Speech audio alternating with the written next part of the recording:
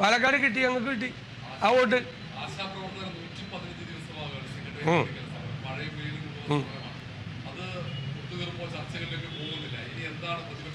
അല്ല, പ്രതിപക്ഷം അതിന് പൂർണ്ണമായ പിന്തുണ കൊടുത്തിരിക്കുകയാണ്. ആ സമരത്തിൻ്റെ കൂടെ ഞങ്ങളുണ്ട്. ഞങ്ങൾ ആ സമരത്തെ ഇലക്ഷൻ ആയതുകൊണ്ടാണ് 18-ാം തീയതി അവിടെ വലിയ സമ്മേളനം വെച്ചിട്ടുണ്ട്. അതിലൊക്കെ ഞങ്ങളെല്ലാവരും പങ്കെടുക്കും.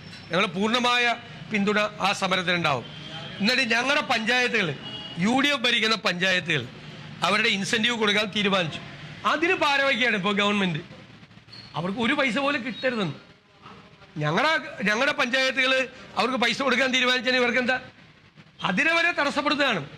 എന്നിട്ട് ഇപ്പോൾ 7000 കിട്ടിയിരുന്നത് 3500 ആക്കി പട്ടിണിക്കിട്ട് കൊല്ലാൻ നോക്കുകയാണ്. അവരെ പട്ടിണിക്കിട്ട് കൊല്ലാൻ നോക്കുക. കേരളത്തിൻ്റെ ചരിത്രത്തിൽ ഒരു ഗവൺമെൻറ്റും സമരം ചെയ്ത ഈ പാവപ്പെട്ട സ്ത്രീകളോട് ഇതുപോലെ ക്രൂരമായി പെരുമാറിയിട്ടില്ല.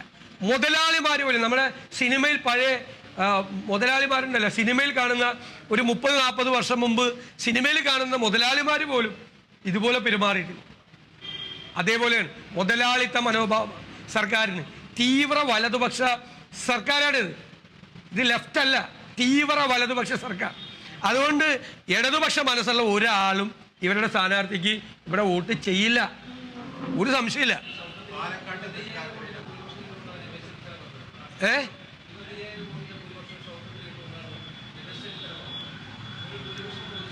അല്ല, നല്ല ഭൂരിപക്ഷം ഞങ്ങൾ പ്രതീക്ഷിക്കുന്നുണ്ട്. ഞാൻ ഒരു തെരഞ്ഞെടുപ്പ് കാര്യങ്ങൾ നോക്കുന്ന ഒരാളെന്ന നിലയിൽ ഞാനതൊരു അവസാന